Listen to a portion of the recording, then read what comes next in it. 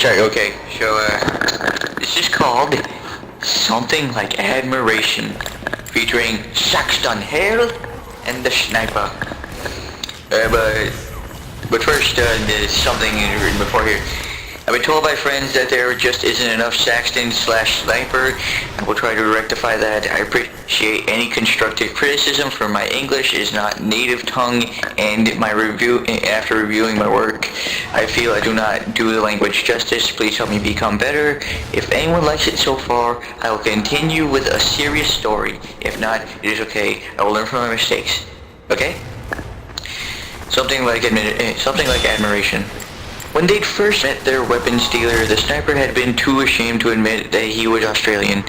Saxton Hale was a head taller than him and twice as built, with heavy muscle mass. He had a Siberian tiger gripped in a chokehold against Australian chest hair, as he spoke in his thick Australian accent about the war and how his extremely manly weapons would help them win. I gotta scroll down for a bit.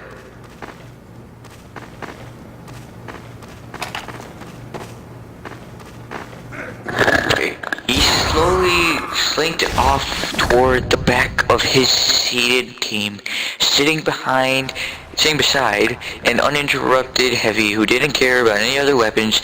He only needed his Sasha. Said man gave him a raised brow and look that showed he understood Sniper's shame, and leaned forward, covering more of the Sniper from Saxton's gaze. Whoever had pegged Heavy as stupid was clearly blind. Sniper made a mental note to thank the Russian man later. The lecture continued as the burly Aussie wrestled the Siberian into his submission with his bare hands, barely paying attention to the mercenaries hired by Reliable Excavation Demolition. Sniper found himself paying more attention to the tiger he was wrestling than his words. As a result, he became more self-conscious of his own form. He'd wrestled a croc once, but he'd never dared to go as big as a wild cat or a bear. He'd heard Saxton fought quite a few of those, too. There was no way he'd manage to survive against something that large and strong. He felt like shit by the time the other Aussie left, gripping the tiger by its nape. Heavy just pat his shoulder. Little man has good skill too, he muttered before bounding off to join the medic for a game of chess.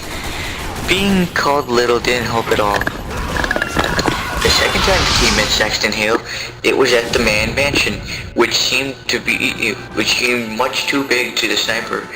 He was so used to his small, cramped camper van, and I gotta scroll down for it.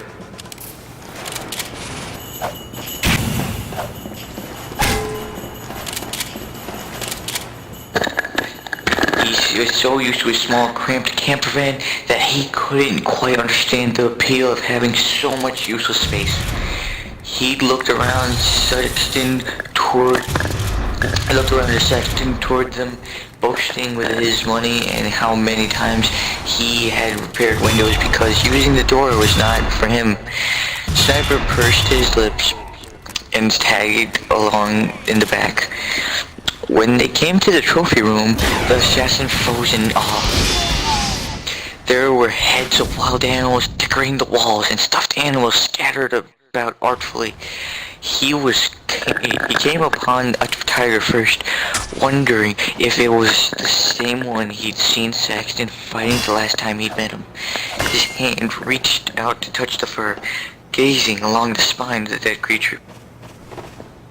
The fur was still soft, falling around his fingers. He almost wondered if it was still alive, but that would be ridiculous. He turned back to his team when he heard them stomping out of the room and caught the eye of the larger Australian. The other man smirked at him before continuing on the tour. Sniper couldn't help being impressed. He never fought a tiger with his fists. Maybe he'd shoot one from afar if he ever needed, but he'd never go up against one. He grabbed a signed picture of Saxton Hale on his way out for inspiration to work hard and be proud of being Australian. He put it on the mirror in his camper van.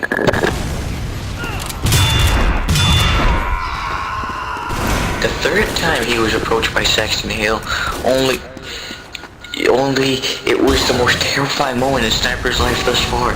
They were doing a training exercise with him in the arena, something about bringing the team together. The entire team was split up against the man. At first, everyone thought it was going to be easy. How much damage could one man do? They quickly learned their lesson when he stood up against NG's sentry and killed Scout in one punch. It had shocked everyone. As someone who had fought from a distance, it was only expected for the sniper to be the last one standing.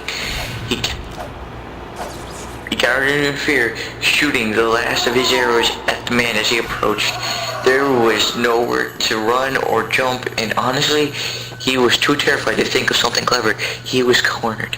He pulled back his last arrow, surprised that his hand didn't shake as he watched Saxton rip another arrow out of his shoulder. He aimed for the head and released the arrow, pulling out his kukri and holding it before him. He was going to die, but there was no way in hell he was going to die without a fight. Even if his hand shook as the other snapped his arrow into bits.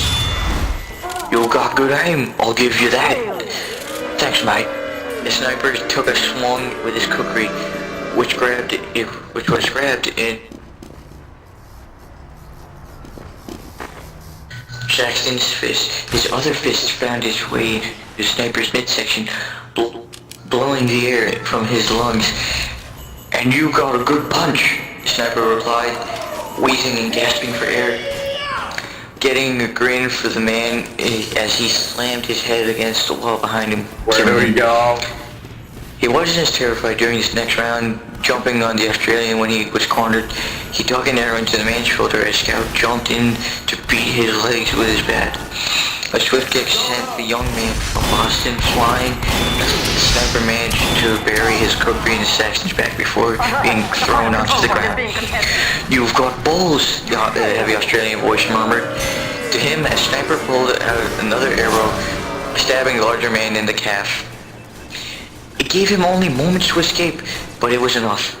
He ran off, pulling his bow out and shooting back at the man. I'm Australian after all, mate. They won that round with the sniper and the scout and the engineer as the last one standing. When they met up after, Saxton pat his shoulder and laughed when the sniper tumbled forward, before congratulating them and leaving with the promise to never go easy on them again. I need to scroll down.